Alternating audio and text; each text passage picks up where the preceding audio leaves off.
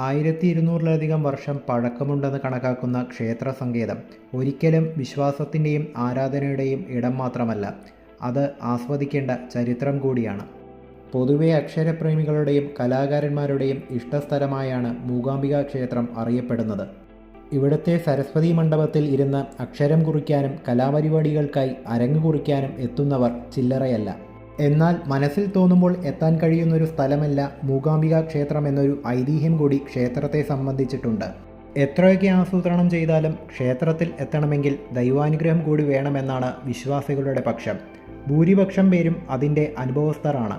കൊല്ലൂർ ഗ്രാമത്തിൻ്റെ മധ്യത്തിലായാണ് മലയാളികളുടെ ഈ പ്രിയ ക്ഷേത്രം സ്ഥിതി ചെയ്യുന്നത്. ക്ഷേത്രത്തിൻ്റെ ദർശനം കിഴക്കോട്ടാണ്. 4 വശവും നിരവധി മലകളാണ്.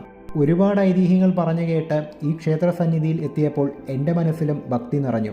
ക്ഷേത്രത്തിൻ്റെ കിഴക്കേ നടയിലൂടെയാണ് അകത്ത് പ്രവേശിക്കേണ്ടത്. അവിടെ സ്വർണ്ണ കൊടിമരവും ഏതാണ്ട് അത്ര തന്നെ വലുപ്പമുള്ള ദീപസ്തംഭവും കാണാം. കന്നഡ ശൈലിയിലാണ് കൊടിമരം പണിതിട്ടുള്ളത്. അവധി ദിവസമായതുകൊണ്ട് നല്ല തിരക്കാണ് ഇവിടെ. ദേവീ ദർശനത്തിന് കാത്തു ക്യൂ നിൽക്കുന്ന ഭക്തർ. അമ്പലത്തിന് ചുറ്റും നടക്കുമ്പോഴാണ് പാസ് മൂലവും പ്രവേശനമുണ്ടെന്ന് മനസ്സിലായത്. 500 രൂപയുടെ പാസ് എടുത്താൽ നേരിട്ട് ക്ഷേത്രത്തിൽ പ്രവേശിക്കാം. 100 രൂപയുടെ പാസിന് മറ്റൊരു ക്യൂവുമുണ്ട്. എന്തായാലും പാസൊന്നും എടുക്കാതെ ക്യൂവിൽ നിൽക്കാൻ തീരുമാനിച്ചു. ദീപസ്തംഭത്തിൽ സ്തംഭഗണപതിയുണ്ട്. തെക്ക് കിഴക്ക് ഭാഗത്ത് പടിഞ്ഞാട്ട് ദർശനമായി സുബ്രഹ്മണ്യസ്വാമിയുടെ ശ്രീകോവിലാണ്. സുബ്രഹ്മണ്യസ്വാമിയോടൊപ്പം നാഗദൈവങ്ങളും ശ്രീകോവിലിൽ പ്രതിഷ്ഠിക്കപ്പെട്ടിട്ടുണ്ട്. സുബ്രഹ്മണ്യസ്വാമിയുടെ ശ്രീകോവിലിന് തൊട്ടടുത്ത് പ്രസിദ്ധമായ സരസ്വതി മണ്ഡപം. ക്ഷേത്രത്തിലെ ചില ചടങ്ങുകളൊക്കെ കണ്ട് ക്യൂവിൽ നിന്നതുകൊണ്ട് സമയം പോയതറിഞ്ഞില്ല. ദേവിയെ എഴുന്നള്ളിച്ചുള്ള ക്ഷേത്രം വലം വയ്ക്കലും ഭക്തർ വലിക്കുന്ന രഥത്തിന് മുന്നിലെ തേങ്ങയുടയ്ക്കലും അവിടെ നിന്നുള്ള കാഴ്ചകളായിരുന്നു. സരസ്വതി മണ്ഡപത്തിൻ്റെ തൊട്ടടുത്താണ് തിടപ്പള്ളിയും ഹോമപുരയും സ്ഥിതി ചെയ്യുന്നത്. കിഴക്കോട്ട് ദർശനമായി അടുത്തടുത്ത് 5 ശ്രീകോവിലുകൾ കാണാം. ഇവയിൽ ആദ്യത്തെ ശ്രീകോവിലിൽ പഞ്ചമുഖ ഗണപതി പ്രതിഷ്ഠയും മറ്റു 4 ശിവപ്രതിഷ്ഠകളുമാണ് കാണാൻ കഴിയുക. നടുവിൽ സ്വർണരേഖയുള്ള സ്വയംഭൂലിംഗമാണ് കൊല്ലൂർ ക്ഷേത്രത്തിലെ പ്രതിഷ്ഠ. ഈ പ്രതിഷ്ഠയുടെ വലതുഭാഗത്തായി മഹാകാളി, മഹാലക്ഷ്മി, സരസ്വതി എന്നിങ്ങനെ 3 രൂപങ്ങളുണ്ട്.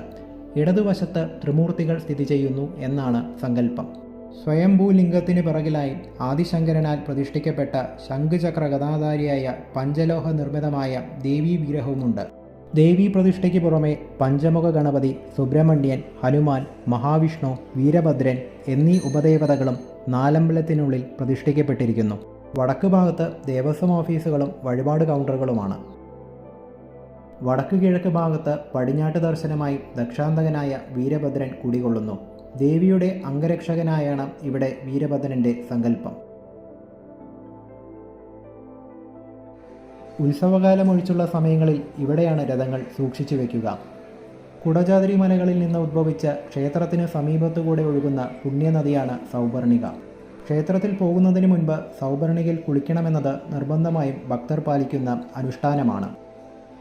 മീനത്തിലെ ഉത്രം നാളിലാണ് മൂകാംബിക ക്ഷേത്രത്തിൽ ഉത്സവ കൊടിയേറ്റം.